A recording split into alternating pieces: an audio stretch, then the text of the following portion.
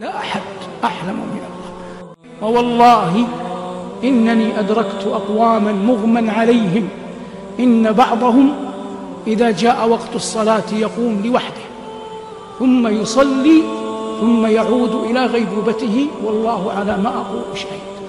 والله لو لم يعلم الله ما كانوا عليه من الصدق حين كانوا يصلون لما أيقظهم من غيبوبتهم عندما قاربوا أن يموتوا، لكن الله أراد أن يرفع درجاتهم، أن يزيد أعمالهم، أن يضاعف حسناتهم، فأيقظهم في تلك الحال ليصلوا إليها ويوجد.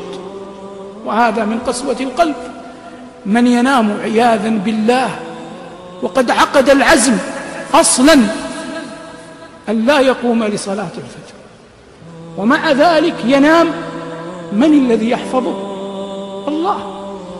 ويقوم ويمشي في الناس، من الذي يرزقه؟ الله.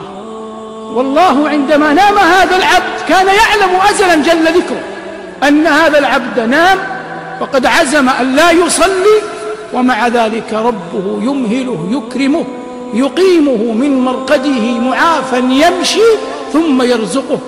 فهل أحد أحلم من الله؟ والله لا أحد أحلم من الله. والله لا أحد أحلم من الله. والله لا أحد أحلم من الله. والله لا أحد